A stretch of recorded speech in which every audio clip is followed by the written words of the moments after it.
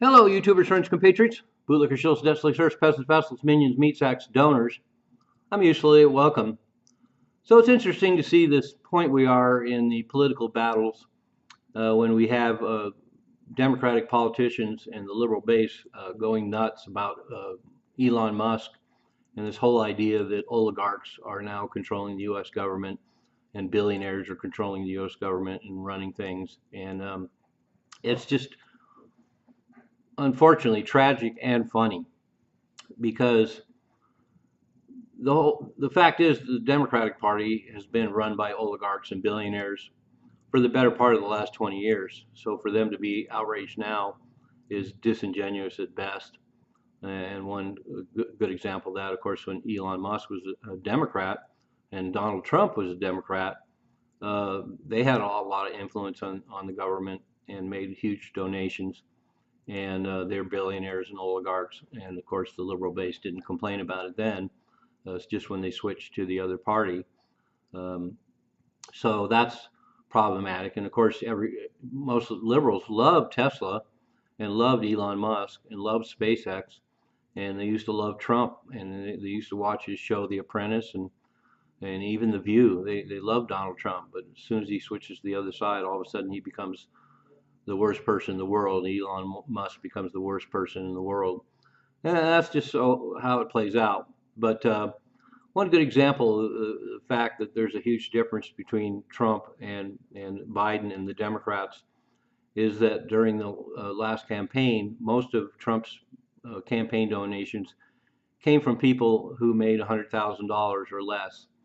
And now there's a famous video that probably a lot of you have seen by now that stated a lot of inconvenient facts about the Democrats. And there's a video out there, and she states the fact that twice as many billionaires back Biden and Harris as back Trump, that 9 of the 10 richest counties in America are Democrat backers.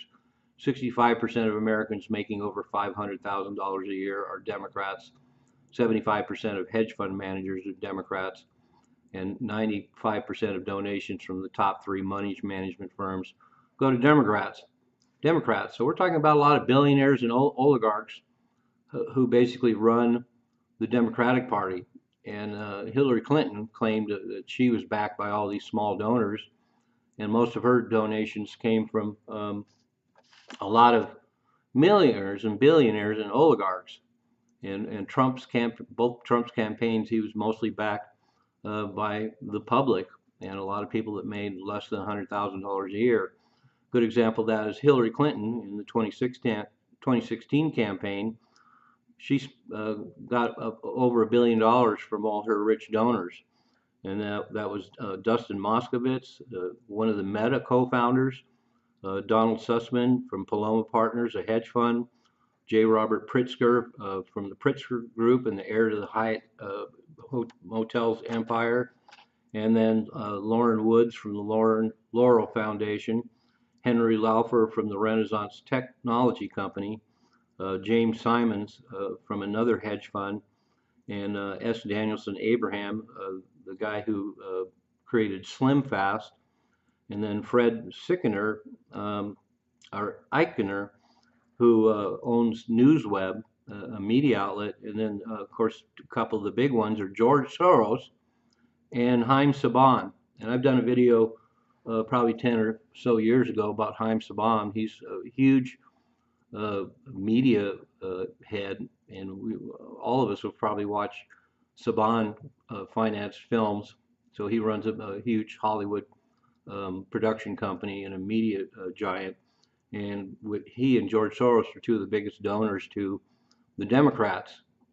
And so they're all billionaires and oligarchs. And nobody had any problem. Democrats didn't have any problem with all the money that they got from those people and how much influence they had on the government, particularly George Soros. George Soros is so entangled with the DNC that they're practically inseparable, and that hasn't changed since George Soros died. Another example of that that's interesting too is that when they're getting the campaign donations, they don't really care. And a good example of that is Trump and Elon Musk, for example, like a lot of corporate heads and bankers. They donate a lot to Democrats and Republicans. They hedge their bets, and they don't really care who wins because they usually win either way. And that's another good example of the fact that oligarchs and billionaires already run our government and run our politicians and beg for these donations. And so they have a huge sway on the government already. And we've already seen studies that show that all that money pays off. The fact that our legislation almost 90% caters to special interests and lobbyists, and what the people want doesn't really care. So that's fully documented. But one of the things I found the most fascinating is researching Trump's donations, and he donated pretty equally to Democrats and Republicans, and he donated heavily to politicians that would affect his business operations. But I looked at a list, and I also went back to Obama. Obama had major donors were Microsoft, Google, about 15 different hedge funds, and George Soros again. So why aren't liberals, when they cry out about oligarchs and billionaires that control politicians and control the presidency, they should take a good look at Soros rather than complaining about Elon Musk and Trump. And even more interesting was looking at Trump's donations. Back when he was a Democrat, he gave a lot of money in donations for political campaigns for Democrats, as well he would. But the list is interesting. Charlie Rangel, Harry Reid, Hillary Clinton, John Kerry, Anthony Weiner, Andrew Cuomo, and Chuck Schumer. So now we have Chuck Schumer out there and Hillary Clinton raking Trump over the coals about oligarchs and billionaires, and yet they took a lot of campaign donations from Trump. And two of my favorite ones are big campaign donations that Trump gave to, yes, Joe Biden and Kamala Harris.